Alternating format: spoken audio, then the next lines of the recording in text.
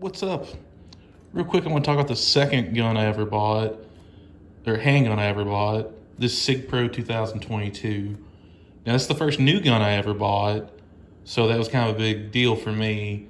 I think I gave like $425 for this back in 2011, and it was an upgrade from that Smith & Wesson that I showed in the last video, which was my first handgun I ever bought.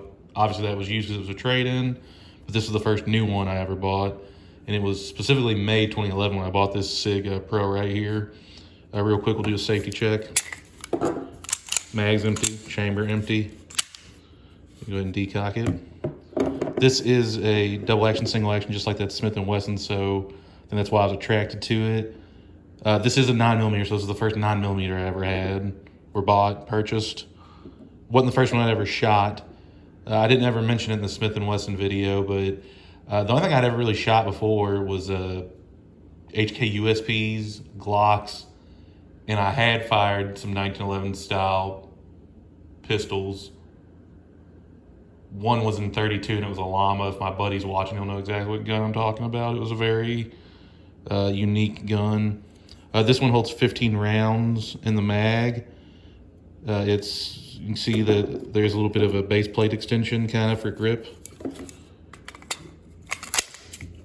I need it just so my pinky can hit there. Otherwise, I'm dangling. And you do have to be careful because if you're reloading this fast, you can pinch your skin in there on that base pad, which feels great. But if you're doing it quick, you don't realize it's happened until after it's happened. But it will just give you a nice little blood blister.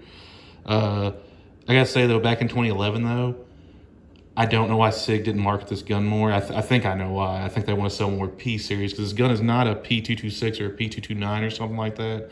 The trigger's not as good, but for $425, I mean, there's a lot of value here, at least in a 2011 market. And even today, I mean, you get 4 rail slots. This one does have tritium sights. They glow in the dark. So I can capture them there. The decocker's not as good as on like an actual P series. Like, it is a little more abrupt, but it does work. And I will say for this gun, the reset, very audible. Single action's pretty good.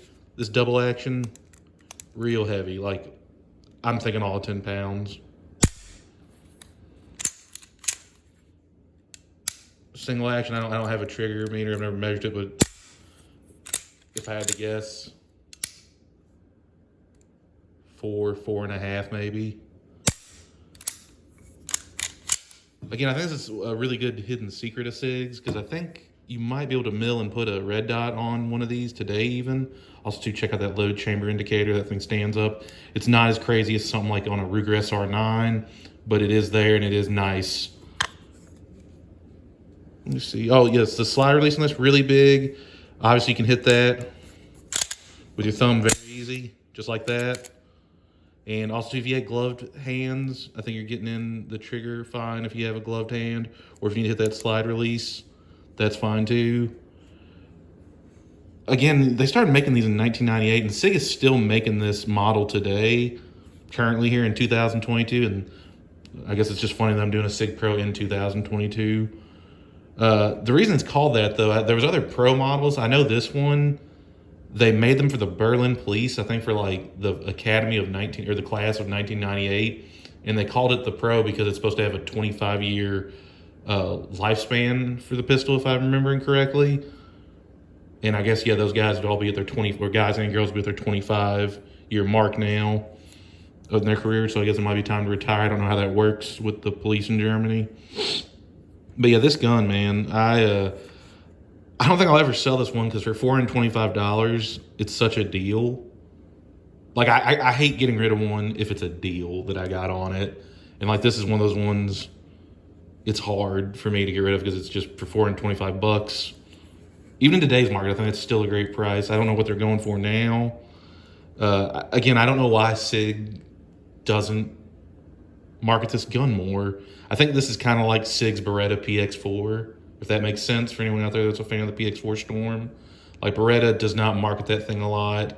It's a good gun. I have a buddy that has one. I've shot his 4 or 5 times over the years, and I've always enjoyed it.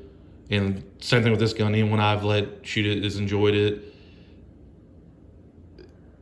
Again, for $425, I think the reason they don't market is they'd rather sell more P226s and P229s.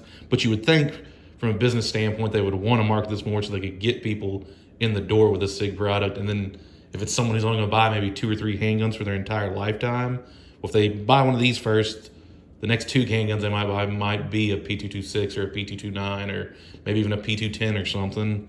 Seems like this is just a really good entry Sig as far as their double action, single action guns.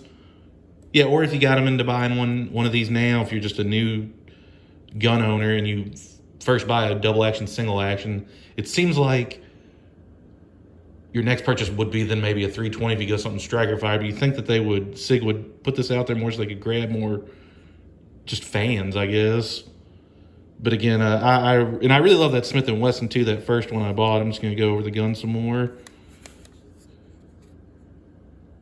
I really do love that Smith, but, you know, this was definitely an upgrade after having that Smith for a year and carrying it. And I carried this for a little bit too.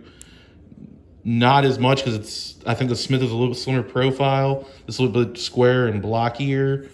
Real quick too, check out these grips. Real sandpapery, which is what the M&P 2.0s would go to eventually. But I do enjoy this sandpaper grip. You can see some of my dead skin cells in there over the years. Let me check the other side. Yeah. But yeah, I really enjoy this. This actually has an extra grip, and I think I have the smaller one on there right now. I did not even look to see in the case, which is where the other one is, which one I have on it. But it's really been comfortable for my hand. And the gun just shoots real soft. Again, it's just 9mm, but, you know, you really couldn't go wrong with this one in today's market or back then, I don't think. I really think it's Sig's best kept secret, really. And I don't know, it's just a really cool little gun. But yeah, if you ever get a chance to shoot one of these or buy one, I'm going to say just go for it because it's just a cool little gun. And for $425 to get a Sig, it's pretty worth it, I think. All right, well, everyone, you take it easy. Be safe.